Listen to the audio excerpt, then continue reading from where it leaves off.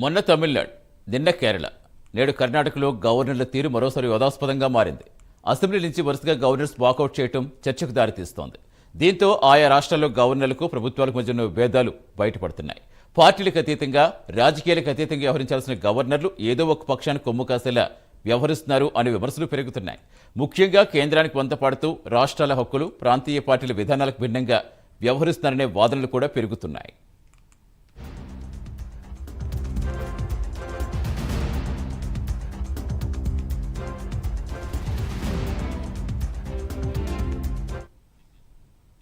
దేశంలో రాష్ట్ర ప్రభుత్వాలకు వ్యతిరేకంగా గవర్నర్లు వాకౌట్ అస్త్రాన్ని ఉపయోగిస్తున్నారు. మొన్నటికి మొన్న తమిళనాడు గవర్నర్ రవి అసెంబ్లీ నుంచి వాకౌట్ చేశారు. తర్వాత కేరళలో గవర్నర్ రాజేంద్ర విశ్వనాథ్ అర్లేకర్ ప్రసంగంలో కొన్ని భాగాలు విస్మరించారని, తాను సూచించిన మార్పులు ముసాయిదాలో చేర్చలేదంటూ సభ నుంచి వాకౌట్ చేసి వెళ్లిపోయారు.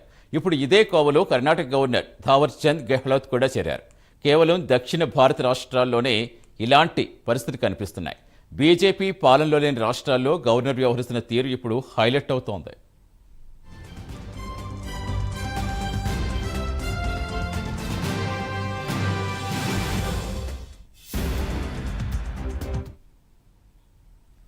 తాజాగా కర్ణాటక అసెంబ్లీలో థావర్ చంద్ గెహ్లాట్ బడ్జెట్ ప్రసంగం చేస్తూ కొన్ని భాగాలు చదివేందుకు నిరాకరించారు.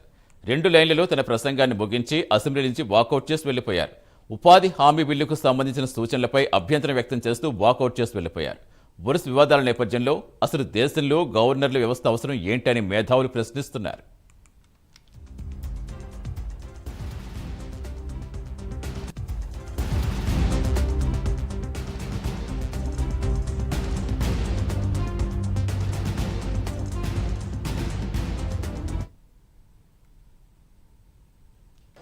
Every New Year, the governor has to address the joint session and he has to read the speech prepared by the cabinet. That is constitutional because 176 of the Indian Constitution, Article 176 of the Indian Constitution and 163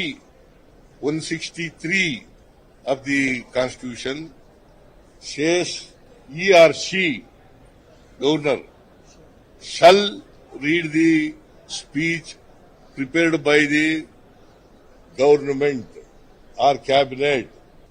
Today, instead of speaking the speech prepared by the cabinet, he spoke the speech prepared by himself. That against the Constitution, provisions of the Constitution, Indian Constitution. It clearly violates Article 176 and 163 of the Indian Constitution. ఈ ఘటన తర్వాత governor వ్యవస్థపై చర్చ పెరుగుతోంది. రాజ్యాంగంలో గవర్నర్లకు విచక్షణాధికారాలు ఉన్నమాట వాస్తవమే. అయితే ఈ అధికారాలు రాజ్యాంగ స్ఫూర్తికి లోబడి ఉపయోగించుకోవాల్సి ఉంటుంది. ఈ నేపథ్యంలో గవర్నర్ల వ్యవస్థ అవసరమా అనే ప్రశ్న తెర మీదకొస్తోంది.